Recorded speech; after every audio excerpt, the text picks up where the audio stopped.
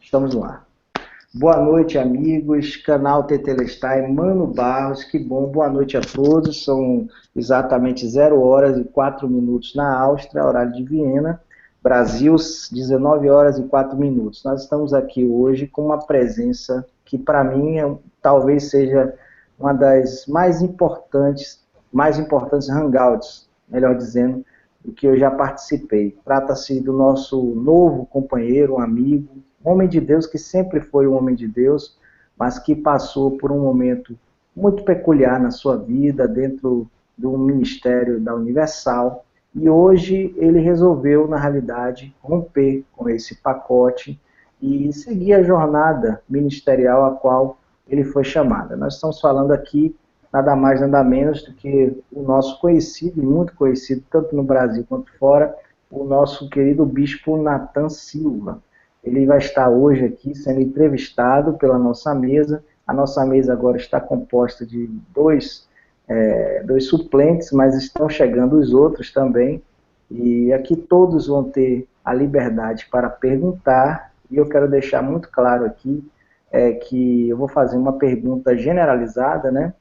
Eu quero pedir autorização à mesa, todos que estão comigo aqui, se vocês autorizam o direito de imagem de som, de áudio, de tudo que for feito aqui, para que seja publicado nesse canal específico do Tetelestai. É possível? Vocês autorizam a imagem, o vídeo de vocês, o áudio?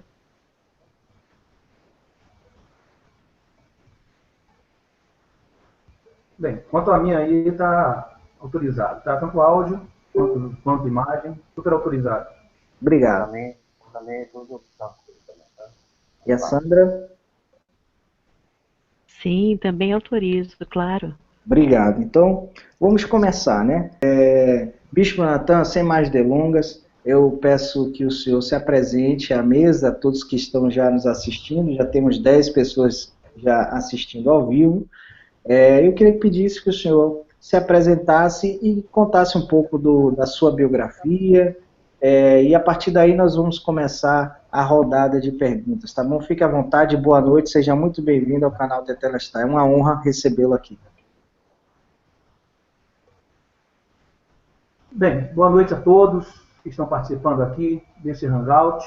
Eu vou me apresentar, como eu costumo me apresentar nos meus vídeos, tá? Para você que não me conhece ainda, eu me chamo Natan Silva, sou um ex-bispo da Igreja Universal do Reino de Deus.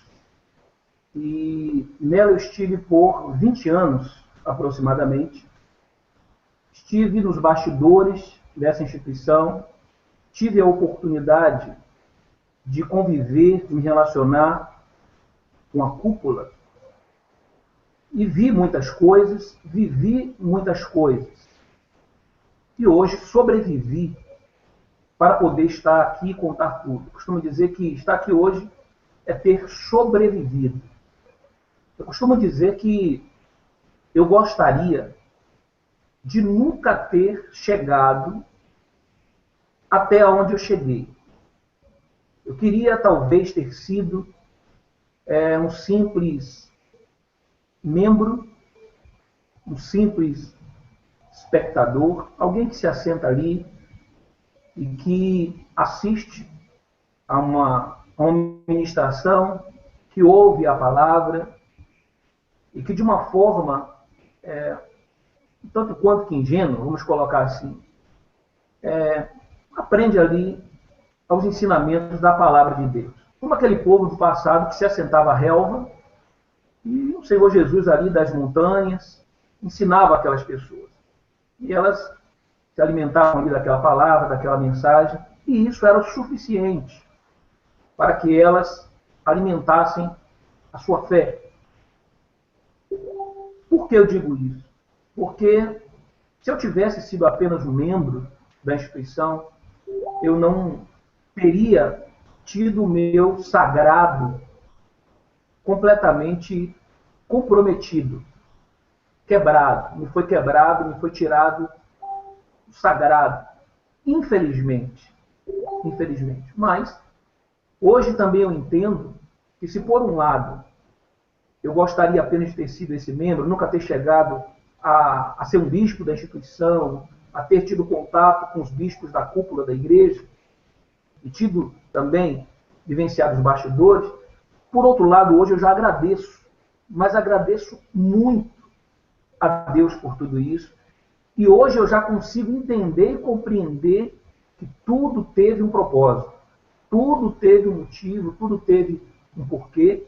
Como as coisas de Deus são assim, na hora que acontece, que nós estamos vivendo, nós não entendemos, às vezes questionamos, às vezes nos entristecemos, mas, posteriormente, nós vamos entender que Deus, Ele sabe o que está fazendo. Nós é que não sabemos o que dizemos, mas Deus sabe exatamente o que Ele está fazendo. E hoje eu entendo que tinha um porquê. E talvez quem saiba tenha sido por isso que Ele tenha permitido eu ficar 20 anos dentro da instituição, para que hoje eu pudesse ter a oportunidade de estar aqui e falar um pouco dessa minha experiência. Eu espero, de alguma forma, poder ajudar a todos os que estão aqui, fazendo parte aqui da bancada, tá? A compreenderem melhor, a ter as suas dúvidas erimidas, assim como também a todos aos que tiverem acesso a esse vídeo nos canais em que ele for publicado. Obrigado, Bispo Natan. Uma das coisas que eu mais assim compreendo foi quando o senhor começou a iniciar o seu trabalho, já acompanho já há algum tempo, e eu percebi que é muito fácil a gente detectar quando uma pessoa está dissimulando, está tentando manipular, ou de alguma outra forma, com outras intenções. Nós que trabalhamos na área da parcimônia, da homilia, da oratória, a gente percebe. Uma coisa que o senhor deixou muito claro para mim, que conheço muito bem essa trajetória, fui pastor durante muitos anos nas Assembleias de Deus, preguei nos maiores congressos, todo mundo sabe, eu não vou contar isso aqui agora. Eu percebi que no seu olhar haviam pelo menos dois sentimentos. Primeiro, um sentimento de muita sinceridade, desabafo, falando apenas daquilo que realmente você experimentou. A segunda coisa que eu vi foi um sentimento de coragem, porque não é qualquer pessoa que tenha coragem de fazer o que o senhor está fazendo. Então, eu quero deixar muito claro que a minha opinião aqui com relação ao Bispo Natan é que acredito piamente no trabalho com o qual eles têm realizado aqui na internet. Agora, a minha pergunta é o seguinte, Bispo. Explica pra gente como é passar tanto tempo dedicando sua vida e da noite para o dia você ter que tomar uma das decisões mais sérias da sua existência, a ponto de ter que rachar e romper com a sua própria biografia naquele lugar. Qual foi o sentimento? Primeiro, o que levou, aonde foi que culminou, aonde chegou, onde foi o ápice, a gota d'água para o senhor se afastar de vez, e qual foi o primeiro sentimento que o senhor teve quando o senhor decidiu e disse assim, agora chegou o fim, não dá mais para continuar. O senhor pode explicar esses dois momentos, esses dois episódios para todos aqui, para aqueles que estão assistindo, agora 24 espectadores, sendo que desses 24 existem 2 retransmissões de outros canais que já estão assistindo ao vivo com outras pessoas. Então tem muito mais gente assistindo e eu agradeço às pessoas que estão assistindo. Bispo Natan, por favor, o senhor está com a palavra. É um sentimento de conflito, muito conflito interior, porque imaginem vocês, eu iniciei com 16 anos de idade, os meus primeiros passos na Igreja Universal do Rio de Janeiro. E vivi a minha vida inteira, até os 35 anos, quase 36. Então, foram quase 20 anos. Onde ali você teve a sua base de ensinamento. E eu costumo dizer que lá no início, eu acredito que havia, não acredito por parte dos líderes, tá, da instituição. Mas por parte daqueles que estavam abaixo desses líderes, havia sim uma essência espiritual, uma verdade na forma como se conduzia, como se fazia o trabalho. E isso foi o que me foi ensinado. Então, ensinado a fazer um trabalho, por exemplo, pautado na verdade, na sinceridade, um trabalho pautado em renúncia, em sacrifício, em prol do seu próximo. Então foi isso que eu aprendi desde quando eu entrei. Você participa do grupo de jovens, depois você vai ali como obreiro, levantado para obreiro, tá? E para então você chegar a um pastor auxiliar e, consequentemente, um pastor. Então, nesse processo, você tem uma formação. Então, eu tive uma formação. Ainda hoje, inclusive, cruzei com 2 amigos meus que se batizaram no mesmo dia. Entraram comigo no mesmo dia na igreja, se batizaram no mesmo dia, e nós cruzamos os nossos automóveis e paramos, descemos, e ali começamos a conversar sobre tudo o que está acontecendo. E voltamos lá no início de tudo. E o sentimento é o mesmo. Sentimento de se sentir usado, de se sentir manipulado, de se sentir enganado por pessoas que eram detentoras da verdade e nos omitiam essa verdade, tá? Porque nos queriam como gados, omitiam essa verdade e nos usavam em nome de Deus, em nome até da própria instituição, porque diziam tudo é para a obra de Deus, mas nós vimos até que essas pessoas tiravam benefícios próprios, se utilizavam de benefícios próprios.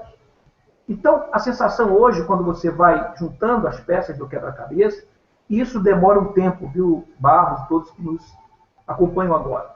Muitos perguntam, por que ficou 20 anos lá dentro até tomar essa decisão? Bom, primeiro, que você não tem acesso a essas coisas no início. Então, você passa por todos esses processos, onde você é apenas um manipulado. Certo? Então, até você chegar a um bispo da igreja, isso leva tempo. No meu caso, levou 9 anos. Tá? Então, eu costumo dizer que metade do meu ministério foi como pastor, e mais outra metade como bispo da igreja. Então, a segunda parte é a parte das descobertas. É aquela parte em que você vai tendo o contato, o começo, o início do contato. Só que começam os conflitos, porque você fica pensando, peraí, esse bispo que eu estou trabalhando aqui, isso que ele está fazendo, a direção da igreja não deve ter conhecimento disso.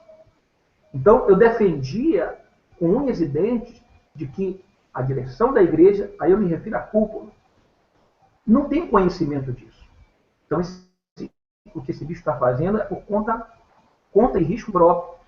Então, o que eu fazia? Eu atribuía aquilo a uma atitude dele. Bom, qual era o meu comportamento? Eu trabalhei com muitos líderes de Estado. A minha vida toda foi trabalhando com líderes.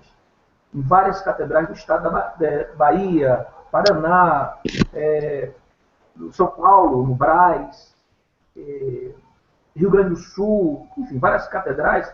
E eu sempre fui segundo de Estado. Em sedes, eu sempre fui segundo, bispo segundo. Na ausência daquele principal, eu assumia ali as responsabilidades do Estado.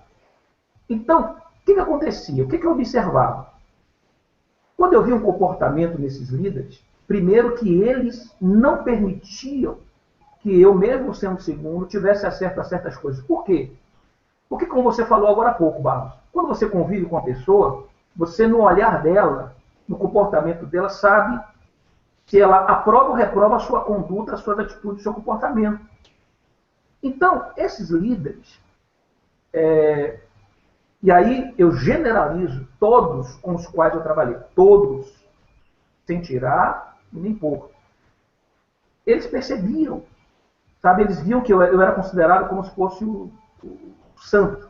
Não que eu fosse, mas eu digo, dentro da instituição Igreja Universal do Reino de Deus, a minha conduta, tá, foi uma conduta irrepreensível. Eu tinha preocupação em qualquer gesto que eu fizesse, e se algum obreiro estivesse olhando, para que não escandalizasse a ele. Pastores, então, nem se fala, esposos, então, nem se fala. Então, eu era visto como santo. Aí, o que esse líder fazia? Ele sempre tinha ali, tinha um terceiro bispo do estado, trabalhava na catedral, geralmente eram 5 pastores, o terceiro, o quarto, que eram assim mais, digamos, mais mente aberta. Eu era considerado mente fechada. E esses outros eram considerados mente aberta. Então, como eles eram detectados como mente aberta, então eles eram pegos, colocados ao lado dessa liderança, e era com eles eram escolhidos para saírem com eles, por exemplo, para, vamos colocar assim, não sei, restaurantes onde lá eles pudessem beber sem que eu visse, né? Porque até de chegar para mim e procurar saber se eu tinha essa mente aberta para aprovar aquilo ou não, eles tinham receio de qual seria a minha resposta, sabe? Então, era assim que acontecia. Então, eles pegavam ali os terceiros e tal. Então, isso fez com que demorasse muito mais tempo ainda para que eu tivesse acesso a outras coisas. E a primeira vez que eu vim ter acesso, de fato, tá, a ver, por exemplo, um bispo, digamos assim, da cúpula da igreja, que no caso, na época, foi o bispo Renato Maduro, tá? Hoje falecido, no estado do Paraná, ali eu sendo o segundo dele, quando os pastores que trabalhavam ali na sede vieram, cheios de dedos, procurar saber de mim. Ele ia fazer uma reunião na casa dele, e nessa reunião iria haver bebidas. E eles vieram, sabe, procurar saber de mim se eu queria estar presente, se não tinha nenhum problema eu estar presente. E eu falei, não tem nenhum problema. Eu vou estar presente, eu posso estar presente sim, sem problema nenhum. Porque a pergunta deles era se eu não queria estar presente por haver, né, ali por ter bebida envolvida ou não. Eu falei, não, vou. E fui, tá? Vi ali eles. Na época, nessa época aí não foi bebida propriamente dita, né, mas era algo chamado Cap Cooler. Aqui no estado do Paraná tinha. Uma espécie de bebida chamada Cap Cooler, não sei se vocês conhecem. Tá? E ali é como se fosse não saberia como informar hoje, mas uma bebida tinha álcool, tá? Mas era gaseificada. Pronto, então nesse dia foi isso. Aí depois desse dia eles começaram a beber vinho, tá? E num dia que nós fomos ao estádio de futebol, lá assistir um jogo, Flamengo, o bispo Renato era muito flamenguista, e foi assistir um jogo do Flamengo, e lá nesse dia, quando eu estava lá, de repente chegaram os copos de cerveja e na bandeja, porque não podia entrar com garrafa, não podia, enfim, ter garrafa de vidro. E foi quando foi passado e me oferecido também. E eu disse, não, obrigado, vai passar. Quer dizer, então ali era uma tentativa de me enturmar. Tá? Então esse foi o meu primeiro contato que eu tive de fato. Isso eu tinha já 14 anos de obra. Então 6 anos depois eu estaria pedindo... Falei, não, tinha 14 não, eu tinha mais. Porque 2 anos depois eu estava pedindo meu desligamento. Então veja, foi com 18 anos que eu vim ter acesso a isso. Né? Então, um misto, só resumindo, um misto de conflito. Porque e agora? Né? Eu acredito em tudo que eu aprendi esses anos todos, ou no que eu estou vendo de fato, está perante os meus olhos. Então, muito conflito. Conflito também porque tomar uma decisão dessa, de sair, não é fácil. Sua vida está toda ali, você não sabe fazer nada aqui fora, você não sabe pregar, bater um prego na madeira, você não tem uma formação, sabe? Você, consequentemente, todos os pastores falam, deixou a família de lado, comigo não foi diferente.